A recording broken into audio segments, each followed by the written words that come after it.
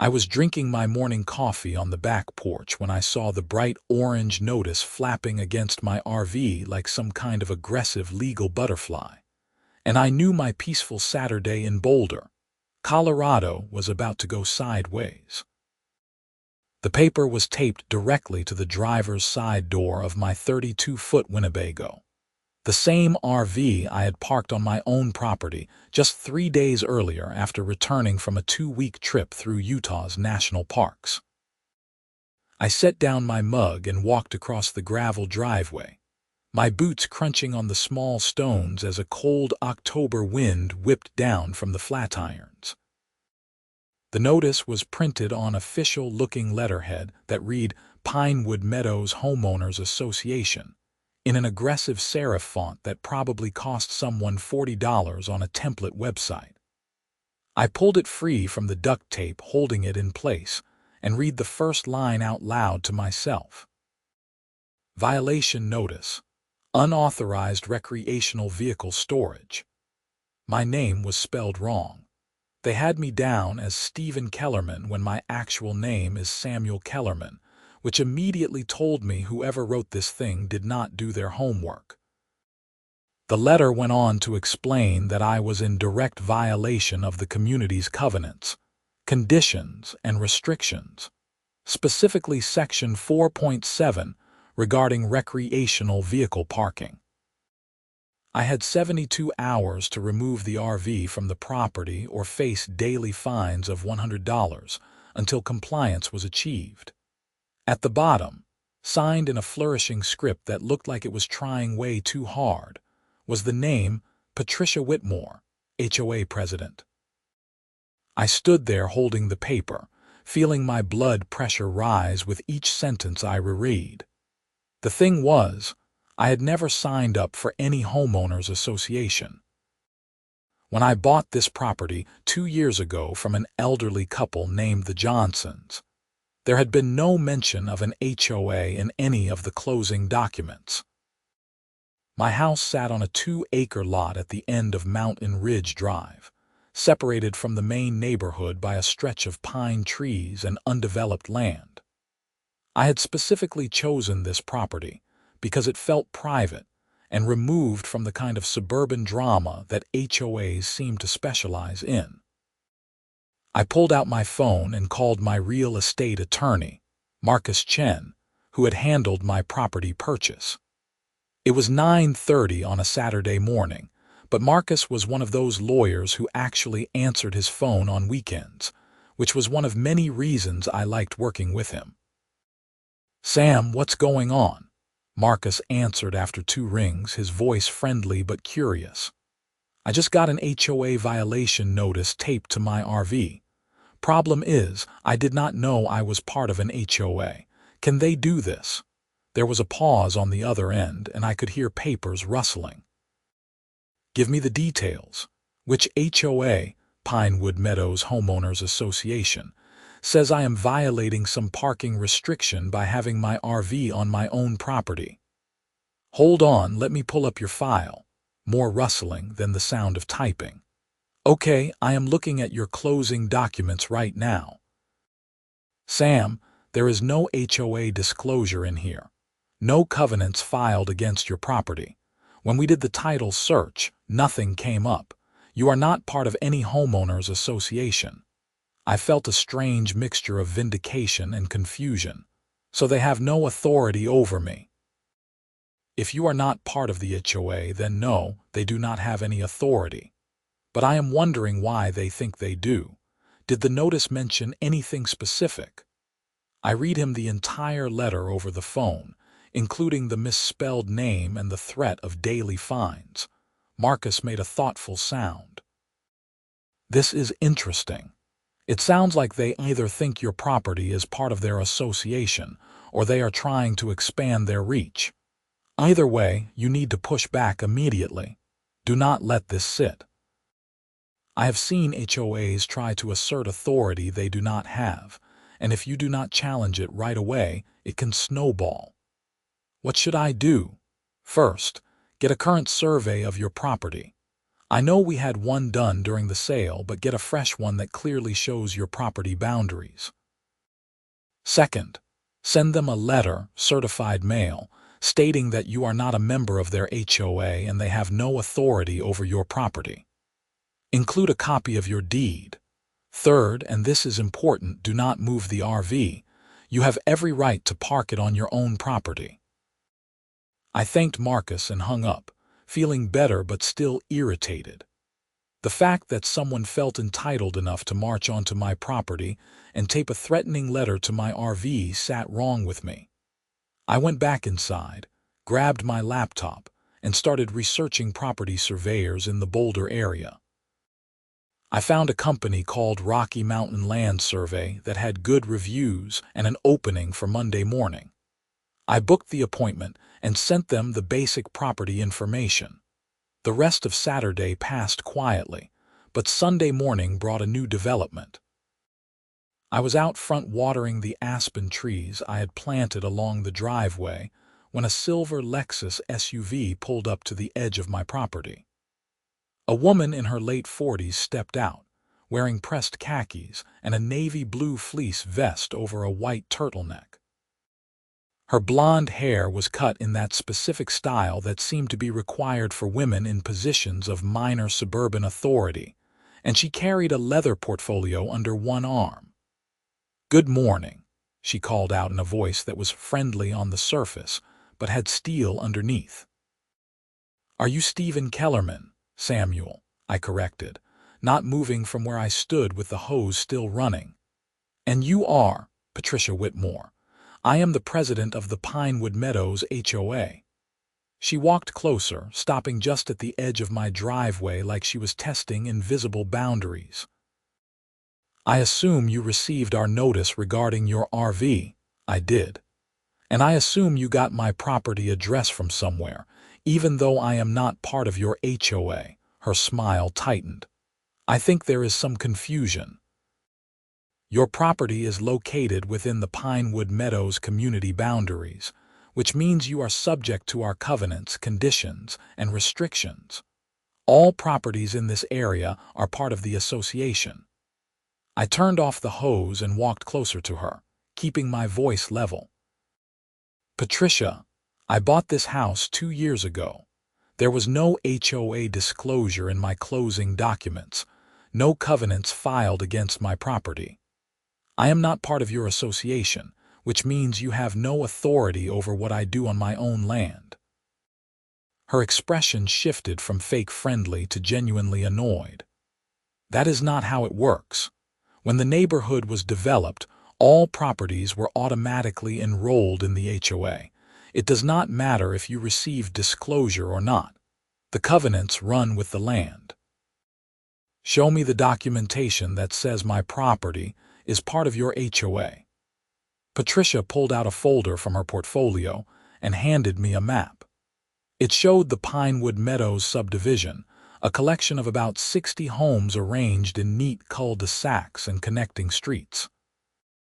Someone had drawn the HOA boundaries in red marker, and they had extended the line to include my property at the end of Mountain Ridge Drive. "This is just a map with a line drawn on it. This is not a legal document." I handed it back to her.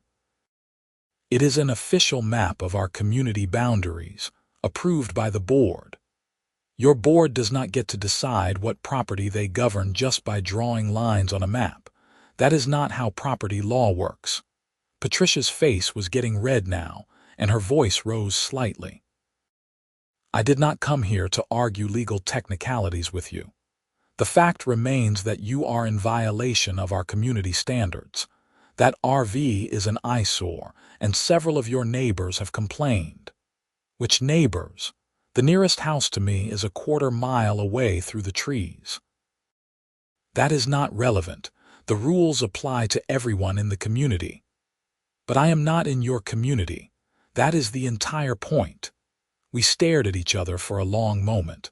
A hawk circled overhead, riding the thermals that rose from the warming ground. Finally, Patricia straightened her shoulders and put the map back in her portfolio.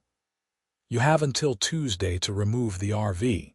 If you refuse to comply, we will begin assessing fines, and we have the legal authority to place a lien on your property for unpaid fines. You do not have any authority to do anything. If you try to place a lien on my property, I will sue you personally and the HOA for harassment and illegal action. Am I being clear? Patricia's face went from red to almost purple. You cannot threaten me. I am not threatening you. I am telling you what will happen if you continue to assert authority you do not have. Get off my property. She stood there for another few seconds, clearly not used to being dismissed, then turned on her heel and walked back to her Lexus. She drove away fast enough to kick up dust from the road, and I watched until she disappeared around the bend. My hands were shaking slightly from the adrenaline, but I felt oddly satisfied. I had dealt with bullies before, and the best response was always to stand firm. Monday morning, the surveyor showed up right at 8 o'clock. His name was Dennis, a weathered man in his 60s who had been surveying land in Colorado for over 30 years. He wore a faded Broncos cap and carried equipment that looked both high-tech and well-used. I explained the situation while he set up his instruments, and he nodded knowingly. "Seen this before," Dennis said, adjusting his tripod on the front lawn. HOAs sometimes try to expand their territory, especially if they think they can get away with it. The thing is, property boundaries are not a matter of opinion. They are a matter of legal record. How long will this take? Give me about 3 hours. I need to locate all your boundary markers and verify them against the county records. I will also pull the plat maps for the HOA subdivision and see exactly where their boundaries end. I left him to work and went inside to draft the letter Marcus had suggested. I kept it short and factual, stating that I was not a member of the Pinewood Meadows HOA, that no covenants encumbered my property, and that any further attempts to assert authority over my land would be considered harassment and met with legal action. I attached a copy of my deed and the property description from my title insurance. By the time I finished, printed it, and prepared it for certified mail, Dennis was knocking on my door. "Got some interesting results for you," he said, spreading a large map across my kitchen table. He pointed to my property, outlined in blue. "This is your lot, 2 acres exactly as described in your deed. Now, this is the Pinewood Meadows subdivision." He indicated a cluster of smaller lots to the west and north of my property. Their plat was filed in 1998, and the boundaries are very clear. Your property is not part of that plat, so I am definitely not in their HOA, not even close. In fact, there is a 20-foot gap between the nearest edge of their subdivision and your property line. See this strip here? He pointed to a narrow band of land. This is county land, never developed. It is basically a buffer zone. Your property was sold separately, years before the HOA subdivision was even created. You bought what was originally part of a larger ranch that got broken up in the 1980s. Relief washed over me. Can you document all of this in your survey report? Already planning on it. I will have the full report to you by Wednesday, with maps, legal descriptions, and references to all the relevant plat records. If this HOA tries to push their claim, this survey will shut them down. I paid Dennis for his work, including a rush fee to get the report by Wednesday, and he left with a friendly warning to stand my ground. I spent the rest of Monday afternoon at the post office, sending my letter to Patricia Whitmore via certified mail with return receipt requested. The postal clerk, an older woman with reading glasses on a chain, glanced at the address. Pinewood Meadows HOA. "Oh, honey, good luck with that. My daughter lives in that neighborhood, and she says the HOA is crazy strict. They fined her for having the wrong color mailbox." Well, I am not in their HOA, so they can be as strict as they want somewhere else. She grinned. I like your attitude. Tuesday came and went without incident. The 72-hour deadline passed at noon, and I half expected Patricia to show up with a tow truck or some new threat, but nothing happened. I spent the day working from home, doing my usual freelance graphic design work and keeping an eye on the driveway. The RV sat exactly where I had parked it, not bothering anyone, a monument to my right to do what I wanted on my own property. Wednesday morning, Dennis emailed me the survey report. It was thorough and professional, with detailed maps, photographs of the boundary markers, and a clear written explanation of why my property was not part of the Pinewood Meadows subdivision. I saved multiple copies to different devices and cloud services, then printed out 3 hard copies for my records. I was reviewing the report for the 3rd time when my phone rang. Unknown number, but I answered anyway. "Is this Samuel Kellerman?" A male voice, professional and careful, speaking. "This is Robert Jennings. I am the attorney for the Pinewood Meadows Homeowners Association. I am calling regarding the letter you sent to Miss Whitmore." "What about it, Mr. Kellerman? I think there has been some misunderstanding."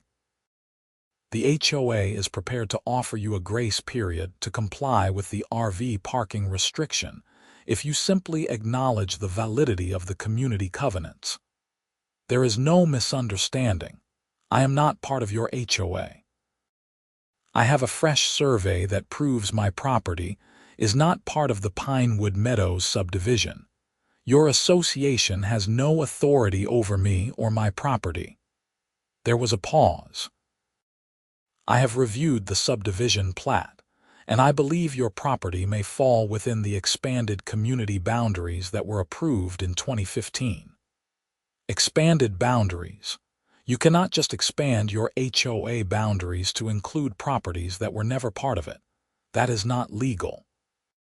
Mr. Kellerman, I would strongly advise you to reconsider your position. The HOA has significant resources and is prepared to pursue this matter through the courts if necessary." Something about his tone made me angry. It was the casual arrogance of someone who assumed that the threat of legal action would make me fold. "Mr. Jennings, let me be very clear. Your client has no claim to my property. If you pursue this matter, I will countersue for harassment, trespassing, and whatever other torts apply. I will also file a complaint with the Colorado Bar Association regarding your participation in what appears to be an attempt to fraudulently assert authority over property your client does not control. Are we clear?" His voice went cold. "We will be in touch, Mr. Kellerman." He hung up before I could respond. I sat there holding the phone, my heart racing. I had never been the kind of person who enjoyed conflict, but something about this situation brought out a stubborn streak I did not know I had. Maybe it was the principle of the thing, or maybe it was just that I was tired of being pushed around by people who thought a title and a leather portfolio gave them power over others. Thursday afternoon, I got a call from Marcus. "Sam, I just got served with a courtesy copy of a lawsuit. The Pinewood Meadows HOA is suing you for violation of community covenants and seeking an injunction to force you to remove the RV. They are actually suing me, even after I sent them the survey, apparently. I am looking at the complaint now, and honestly, it is pretty weak. They are claiming your property is part of the HOA based on something they are calling the 2015 Boundary Expansion Agreement, but they have not attached a copy of this agreement to the complaint. I am going to file a motion to dismiss, but this is going to cost you some money in legal fees." "How much are we talking?" "If it is just a motion to dismiss and they back down, maybe $2,000 or $3,000. If it goes further, could be more. But Sam, I think you have a strong case. If your survey shows you are not part of their subdivision, the court is going to throw this out." "What about countersuing?" "We can definitely explore that. Malicious prosecution, abuse of process, maybe harassment. Let me handle the motion to dismiss first, and we will see how they respond. I agreed and hung up, feeling the weight of the situation settling on my shoulders. What had started as an annoying notice on my RV was now turning into actual litigation. I thought about just moving the RV to make the whole thing go away, but that felt wrong. It was not about the RV anymore. It was about the principle that someone could not just declare authority over you because they wanted to. Friday brought a new twist. I was out front checking my mail when a silver sedan pulled up, and a man in his 30s got out carrying a camera. He was wearing jeans and a black jacket, and he started taking pictures of my house and the RV without saying a word to me. "Can I help you?" I called out, walking toward him. He lowered the camera and pulled out a business card. "I am Gary Morrison, private investigator. I am documenting HOA violations for the Pinewood Meadows Association. So you are trespassing on my property to take pictures. I am on the public road." I looked down at his feet. He was standing about 3 feet into my driveway. "No, you are not. You are on my private property. Leave now, or I am calling the police." Gary held up his hands in a placating gesture. "Look, I am just doing my job. The HOA hired me to document the violation. There is no violation because I am not part of their HOA. You have 5 seconds to get back in your car." He studied me for a moment, probably trying to decide if I was serious, then shrugged and walked back to his sedan. He took a few more pictures from the road, which was technically legal, then drove away. I immediately went inside and called the non-emergency police line to file a report about the trespassing.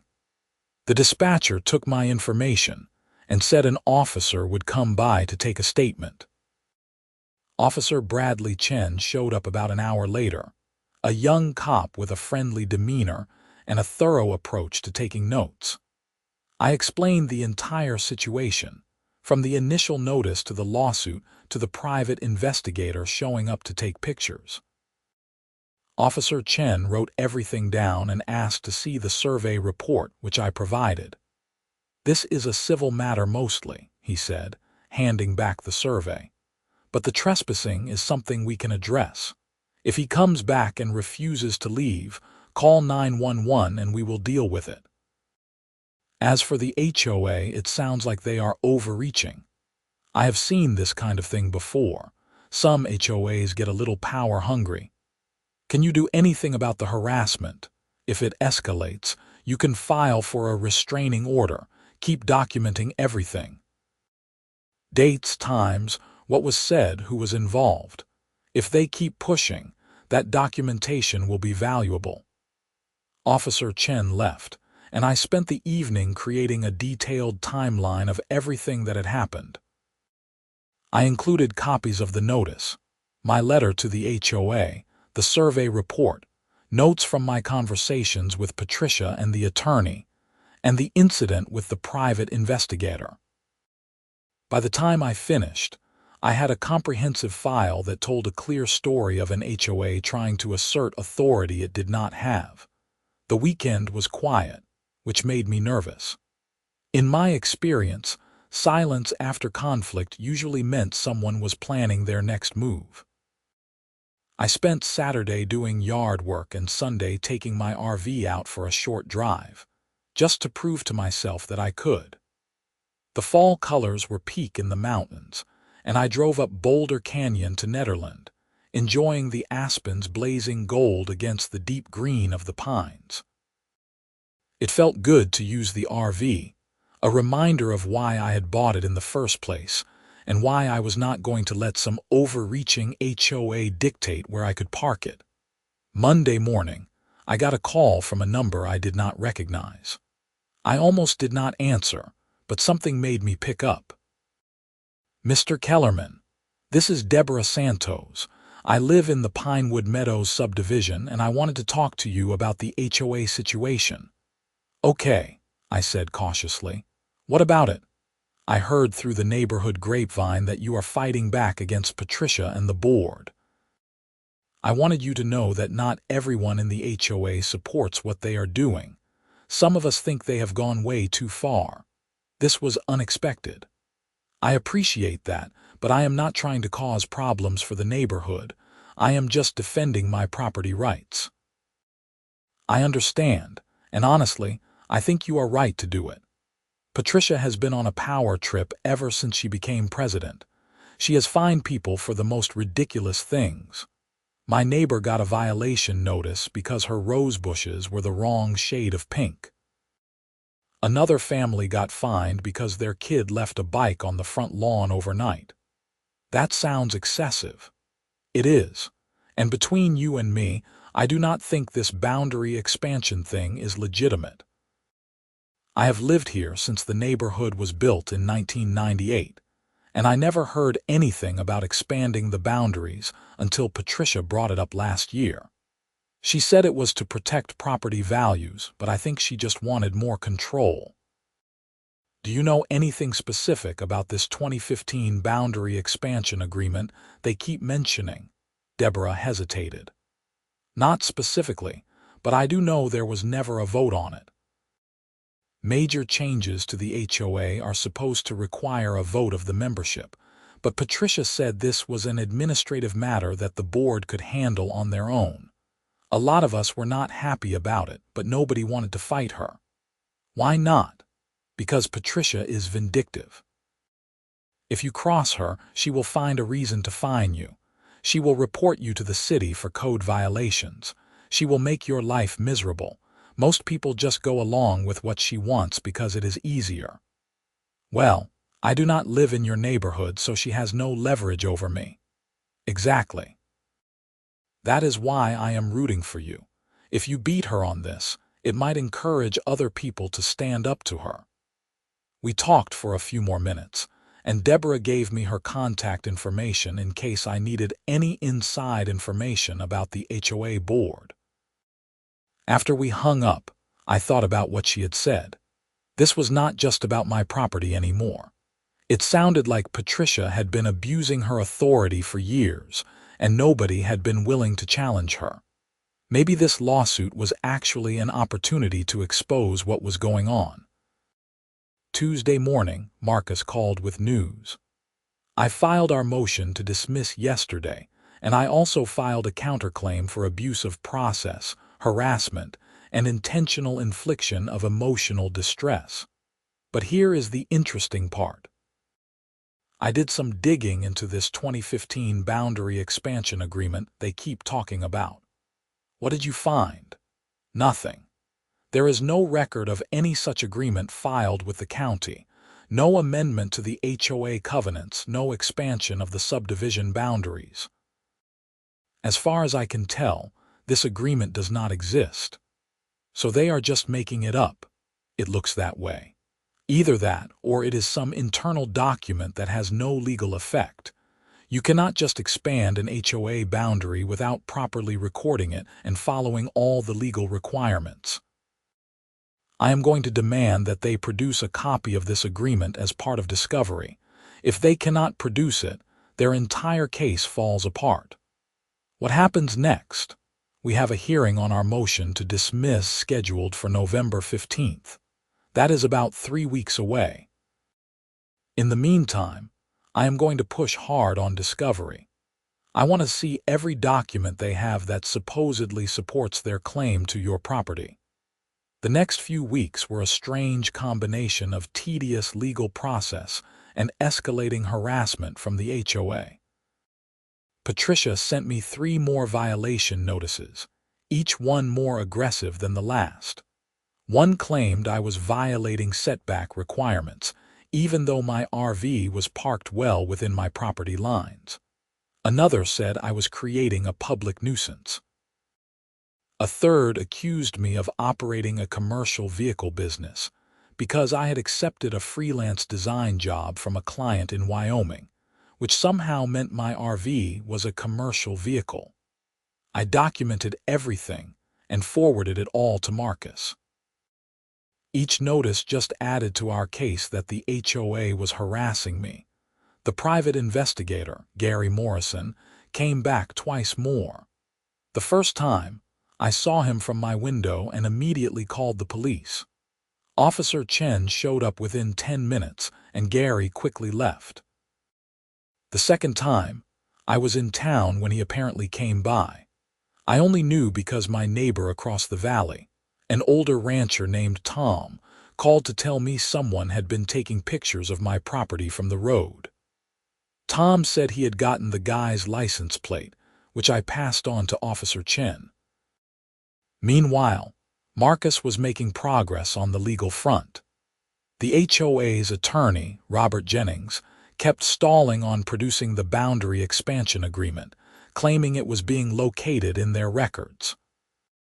Marcus filed a motion to compel discovery, and the judge gave them 1 week to produce the document or face sanctions. The week passed, and they produced nothing. Instead, Jennings filed a motion claiming that the document was not necessary to their case because the HOA's authority was established through common understanding and community practice. Marcus called me laughing when he read that filing. "Sam, this is the weakest legal argument I have seen in years. You cannot establish property rights through common understanding. This is looking better and better for us." November 15th arrived cold and clear. The hearing was at the Boulder County Courthouse, a modern building with too much glass and not enough parking. I met Marcus in the lobby at 8:30, and we went through security together. He was carrying a briefcase that looked heavy enough to contain every document related to the case.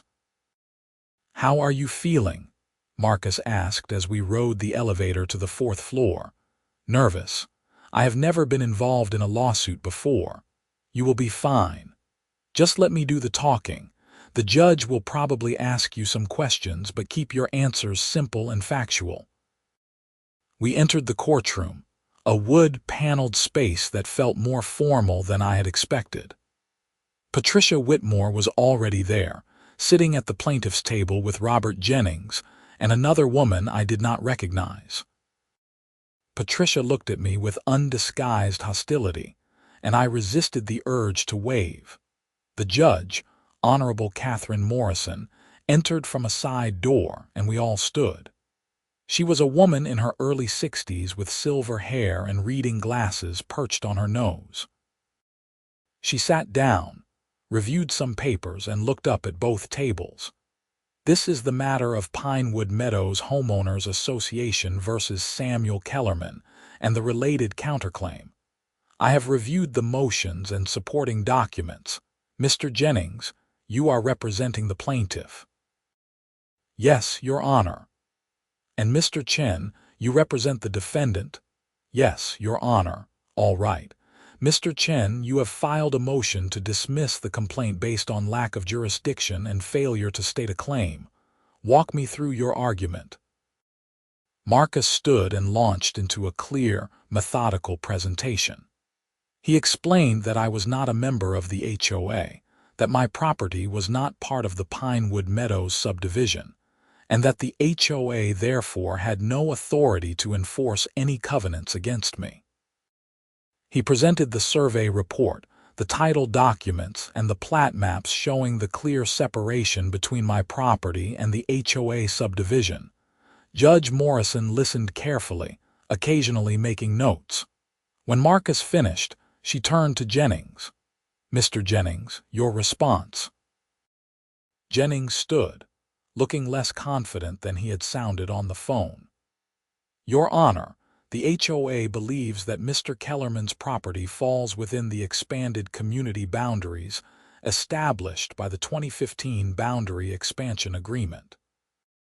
While we have not yet been able to produce a copy of this specific document, the practical reality is that Mr. Kellerman's property is adjacent to the subdivision and should be subject to the same standards. Mr. Jennings, property law does not work on should. It works on legal documentation. Do you have any recorded covenants that encumber Mr. Kellerman's property? Not recorded covenants in the traditional sense, Your Honor, but the expansion agreement was approved by the HOA board and communicated to the community. Was it recorded with the county? No, Your Honor. Was Mr. Kellerman ever notified of this expansion or given an opportunity to object? Not directly, but the expansion was published in the HOA newsletter. Judge Morrison took off her glasses and looked at Jennings with an expression that suggested she was not impressed. Mr. Jennings, you cannot establish an enforceable property covenant through a newsletter. The defendant is not a member of your HOA, has never signed any agreement to be bound by your covenants, and has survey evidence clearly showing his property is separate from your subdivision. On what legal basis are you claiming authority over his property? Jennings shuffled his papers. Your Honor, we believe that the expansion was legally proper under Colorado HOA law, and that Mr. Kellerman's property became subject to the covenants when the expansion was approved. But you cannot produce the expansion agreement, and you have not shown that any covenants were properly recorded against Mr. Kellerman's property. This is not a close call, Mr. Jennings. The plaintiff's case lacks legal merit. I watched Patricia's face go from confident to worried. The woman sitting next to her, who I assumed was another board member, whispered something urgently to Jennings. Judge Morrison put her glasses back on and looked at her notes. I am granting the defendant's motion to dismiss. The plaintiff has failed to establish that it has any authority over the defendant's property. The complaint is dismissed with prejudice, meaning it cannot be refiled. Furthermore, I am awarding attorney fees to the defendant under the Colorado statute, allowing fee shifting in frivolous litigation. Mr. Chen, please submit your fee documentation within 2 weeks. Marcus stood. Thank you, Your Honor. We would also like to proceed with our counterclaim for abuse of process and harassment. That will be scheduled separately. My clerk will contact you with a date. But let me be clear to the plaintiff and their counsel. Judge Morrison looked directly at Patricia and Jennings. If I see any evidence that the HOA continues to harass Mr. Kellerman or attempt to enforce non-existent authority over his property, I will be inclined to view the counterclaim very favorably. Do I make myself clear? Yes, Your Honor, Jennings said, his face red. The judge stood, and we all stood with her. She left through the side door and the hearing was over. Marcus turned to me with a huge grin. That went even better than I hoped. Not only did we win, but we got attorney fees, and the judge basically told them to back off or face consequences. I felt a wave of relief so strong it made my knees weak. Is it really over? The lawsuit is over. Whether they actually leave you alone remains to be seen, but they would be stupid to keep pushing after this. We gathered our things and headed for the door. Patricia intercepted us in the hallway, her face a mask of barely controlled anger. This is not over, she said, her voice shaking.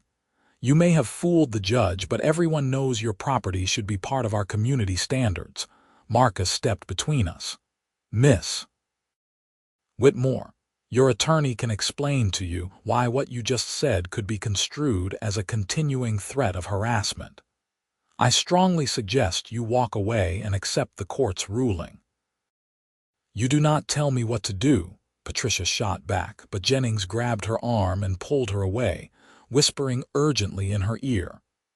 We watched them walk away, and Marcus shook his head. Some people just cannot let go of power, even when they do not actually have it. We went to a coffee shop near the courthouse to decompress and discuss the next steps. Marcus ordered a large cappuccino, and I got a plain black coffee, my hand still shaking slightly from the adrenaline. So what happens with the counterclaim? I asked once we sat down. We will have a hearing in a few months. We need to prove that the HOA's actions rose to the level of harassment and abuse of process. Given what just happened in court, I think we have a strong case. The judge already indicated she is sympathetic to your position. Will I get damages? Possibly.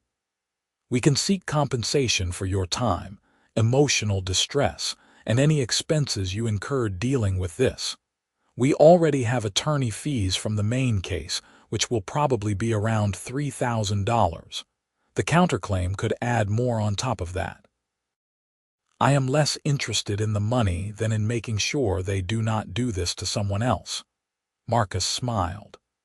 That is a good attitude, and honestly, a public ruling against them might help other people who are dealing with similar issues. We talked for another hour, going over the details and planning our strategy for the counterclaim hearing. By the time I left the coffee shop, I was feeling much better about everything. The RV was staying exactly where it was, and the HOA had been firmly put in its place. The next few days were quiet. I did not hear anything from Patricia or the HOA, and I started to think maybe they had actually learned their lesson. But then, about a week after the hearing, I got a call from Deborah Santos. "Sam, I thought you should know what is happening in the neighborhood." Patricia held an emergency board meeting yesterday, and she is claiming that the lawsuit was lost because of a technicality, not because she was wrong. A technicality. The judge said their case had no legal merit. I know, but that is not what Patricia is telling everyone. She is saying that if they had been able to find the expansion agreement, they would have won. She is also saying you hired some expensive lawyer to confuse the judge with legal mumbo-jumbo. I rubbed my forehead, feeling a headache coming on. Is anyone buying that? Some people are. Patricia is very good at spinning things to make herself look good. But here is the thing. A group of us have been talking, and we want to remove her from the board. We think this lawsuit was a huge waste of HOA resources, and we are tired of her dictatorial approach. We are trying to gather enough signatures to call a special election.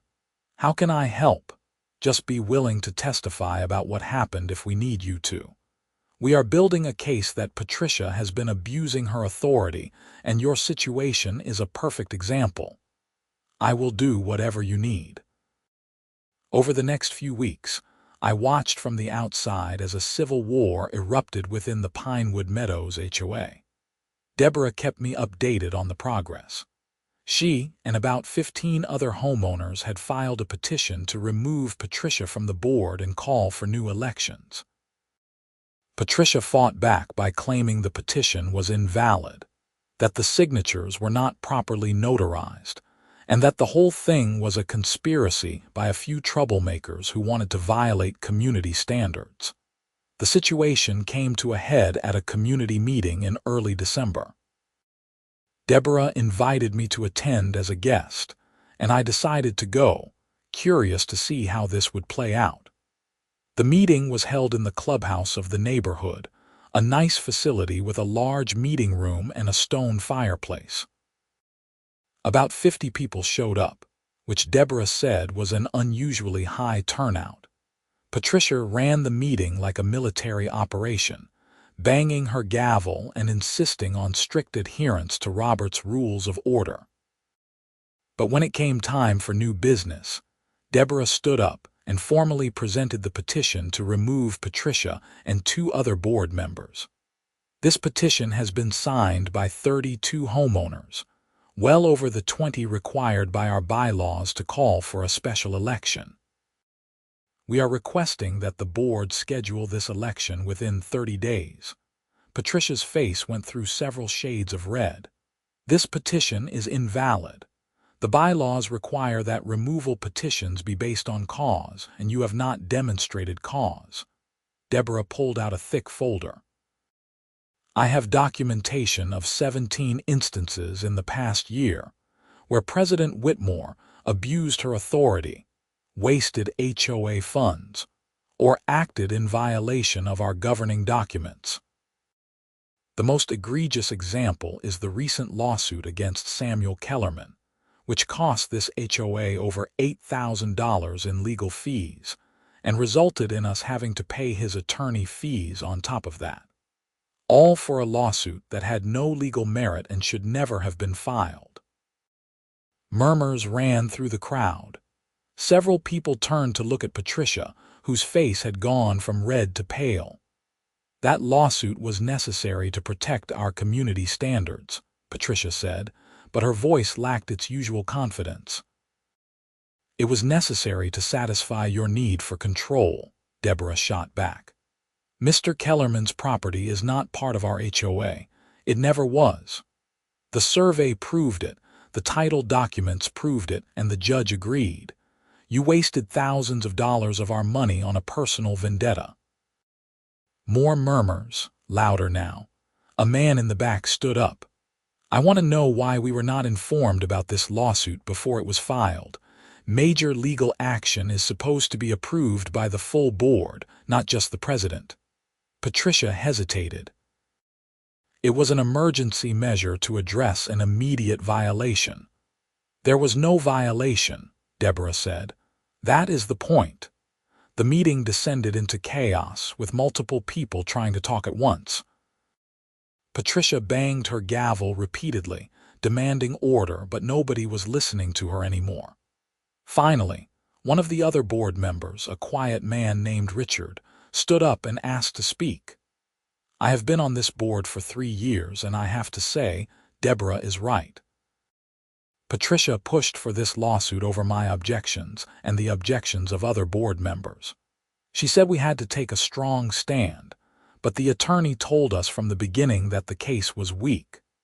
I voted against filing the lawsuit, but Patricia did it anyway, using her authority as president. This was news to everyone, including apparently Patricia. Richard, you are out of order. No, Patricia, you are out of order. You have been out of order for months. I am supporting the petition for a special election, and I am resigning from the board effective immediately. I do not want to be associated with this leadership anymore.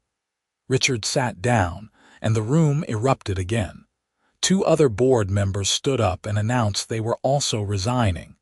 Patricia tried to regain control, but it was clear she had lost the room. Eventually, the remaining board members voted to accept the petition and schedule a special election for January. I left the meeting feeling like I had just watched a government collapse in real time. Deborah walked out with me, looking exhausted but satisfied. Thank you for coming, she said. I think seeing you in person helped people understand that you are a real person, not just some troublemaker like Patricia claimed. Happy to help. What happens now? We have an election in January. Patricia will probably run again, but I do not think she will win. Too many people are angry about the money she wasted. Who is going to run? I am thinking about it. Richard might, even though he resigned. And there are a few other people who have expressed interest. We just need a board that will focus on actual community needs instead of power trips. I drove home that night thinking about how strange the whole situation had become. What started as a simple property rights dispute had turned into a full-scale revolution within an HOA I was not even part of. But I was glad I had stood my ground. If I had just moved the RV to avoid conflict, Patricia would still be in power, still abusing her authority, and nobody would have been brave enough to challenge her. The counterclaim hearing was scheduled for January 23rd. Marcus spent several weeks building our case, documenting every instance of harassment and every expense I had incurred. The total came to almost $4,000 in time and expenses, not counting the attorney fees I had already been awarded. We were asking for that amount plus punitive damages to send a message that HOAs could not simply assert authority they did not have. The hearing was again in front of Judge Morrison, who remembered the case immediately when we walked into her courtroom. Patricia was there with Jennings, but she looked different. less confident, more worn down. I later learned from Deborah that the special election had been held the previous week, and Patricia had been removed from the board by a vote of 42-8. The new board had already voted to settle any remaining disputes with me rather than continue fighting. "I understand the parties may have something to tell me before we proceed," Judge Morrison said after we were all seated. Jennings stood. "Yes, Your Honor. The HOA would like to offer a settlement. They are prepared to pay Mr. Kellerman's claimed damages in full, plus an additional $2,000 in exchange for dismissal of the counterclaim." Marcus looked at me, and I nodded. It was more than I had expected, and I was ready for this to be over. "We accept, Your Honor." Judge Morrison made a note. "Very well, I will approve the settlement, but I want to say something on the record." She looked directly at Patricia.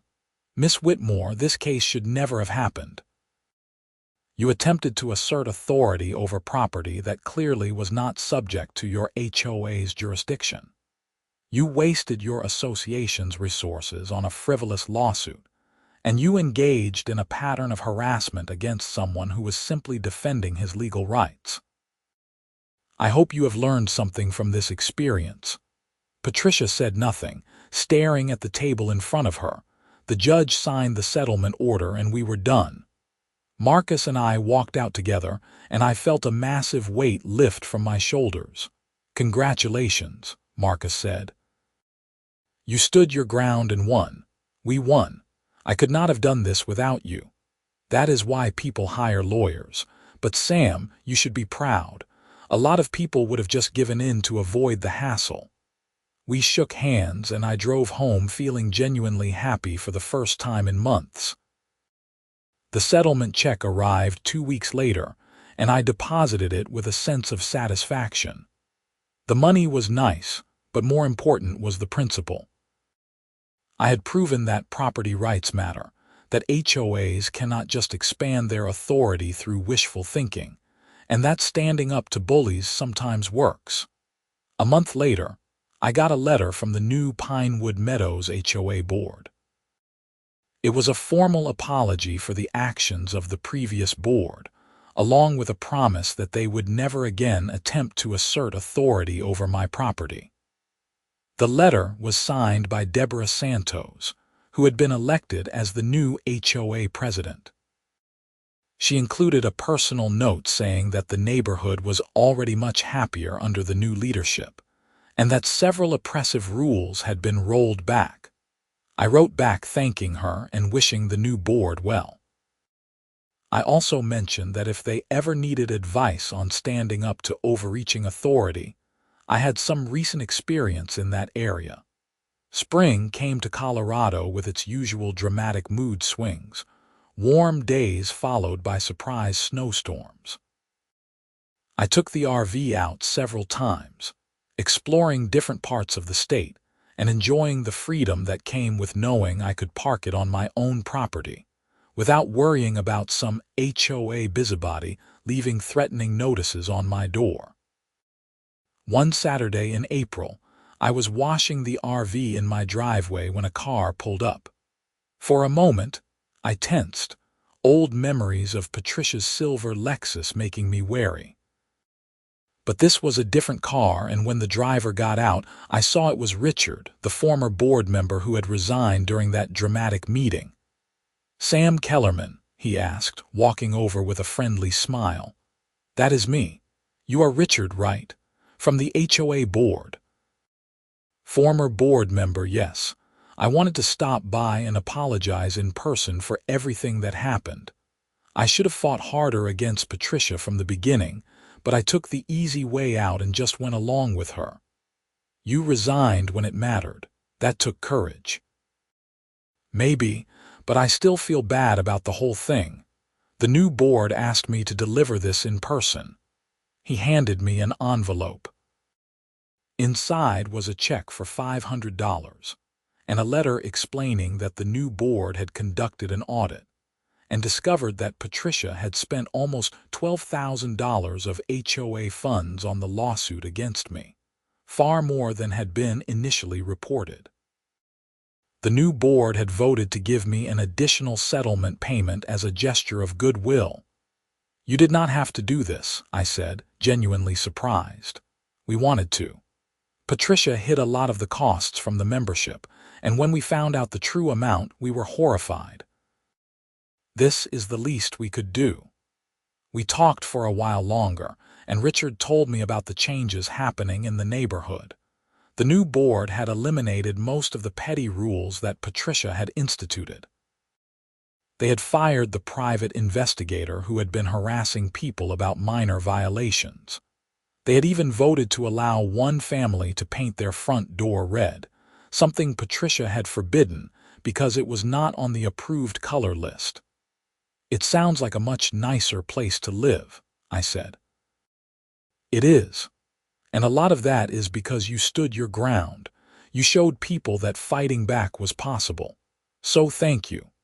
After Richard left, I stood in my driveway looking at my RV and my house and the mountains rising behind my property.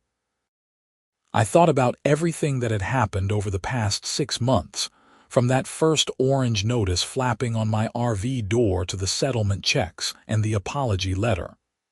It had been stressful and expensive and frustrating, but in the end, it had been worth it. Property rights matter. The law matters. And sometimes when someone tries to push you around, the right thing to do is push back. I finished washing the RV, enjoying the simple satisfaction of the work. The water caught the afternoon sun, creating little rainbows in the spray. A hawk circled overhead, riding the thermals. Somewhere in the distance, I could hear the sound of someone's dog barking happily. Life was good. The RV was staying right where it was. And the Pinewood Meadows HOA had learned an expensive lesson about trying to assert authority they did not have.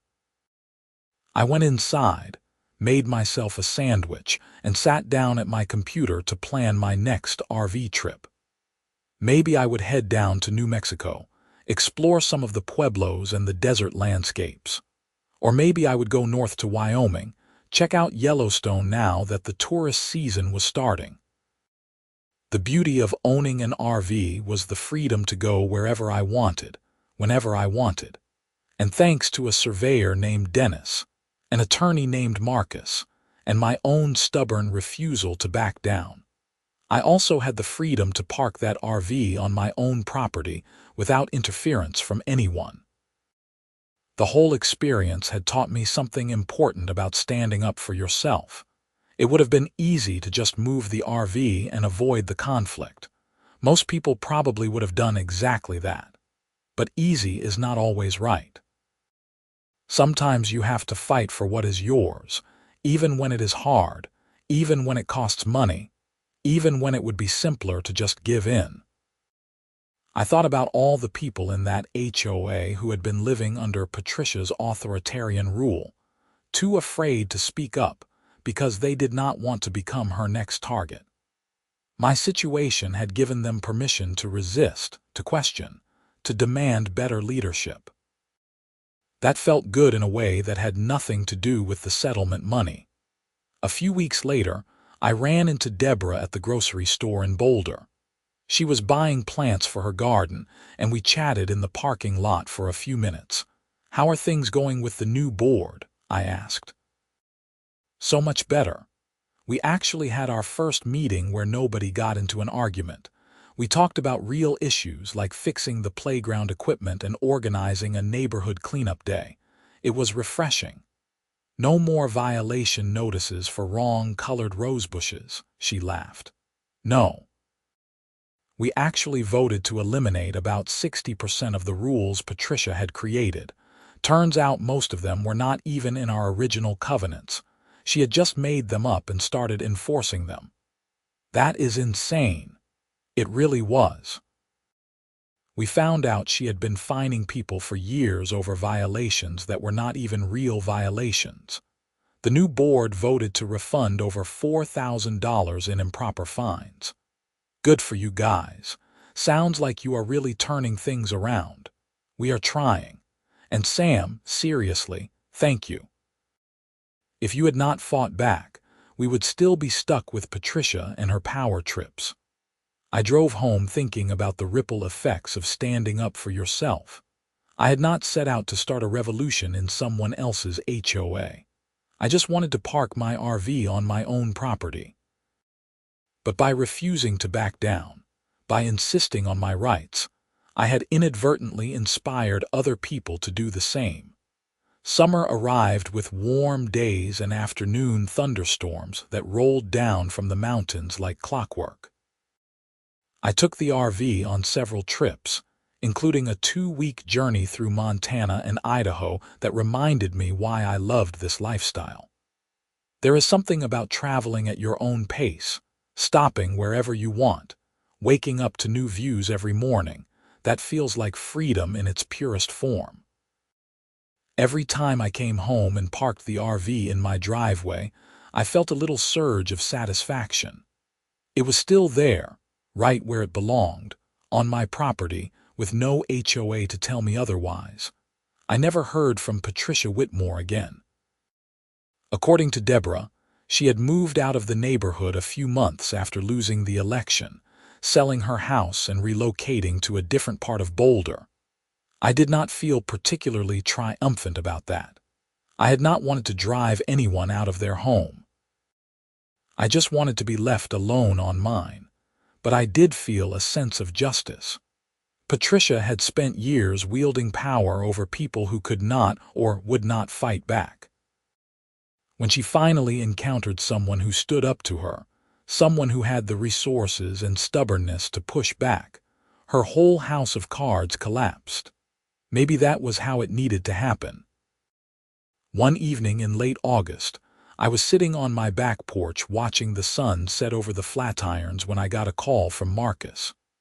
"Hey Sam, just wanted to let you know I got a call today from an attorney in Denver.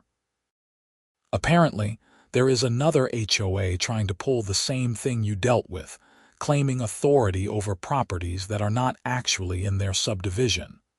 The property owner heard about your case and wants to use it as precedent." "Really? How did they hear about it?" "Court cases are public record.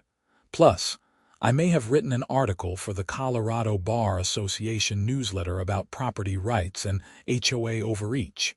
Your case was featured prominently." I smiled. "So my stubborn refusal to move my RV is now helping other people." "Exactly. The law works best when people are willing to enforce their rights. You did that, and now other people can benefit from the precedent you set." After we hung up, I sat there thinking about that. I had never considered myself an activist or a crusader for property rights.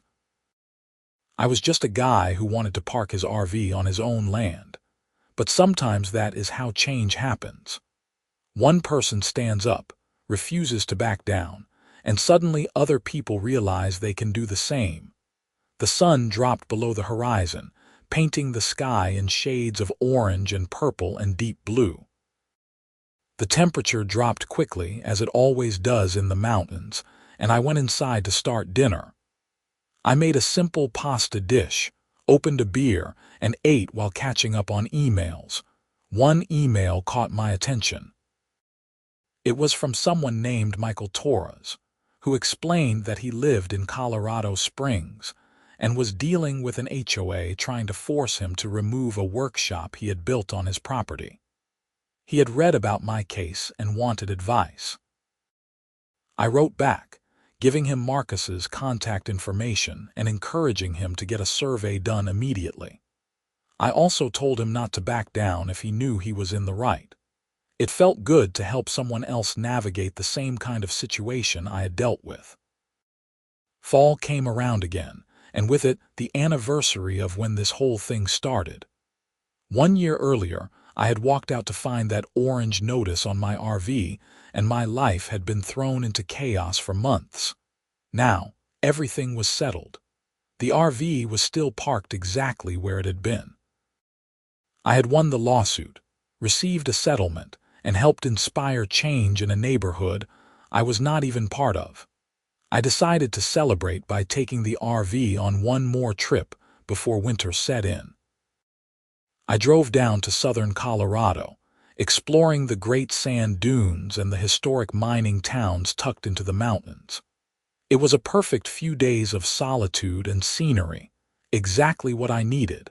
When I got back home and parked the RV in my driveway, I stood there for a moment just looking at it.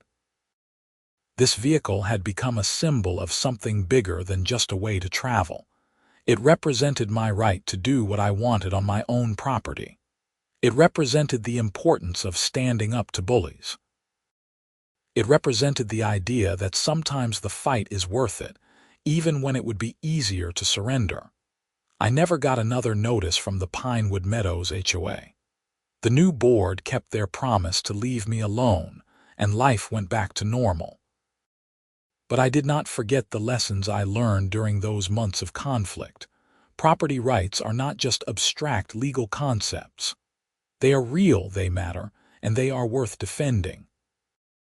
HOAs can provide value when they are run properly, but they can also become vehicles for petty tyrants who enjoy exercising power over their neighbors.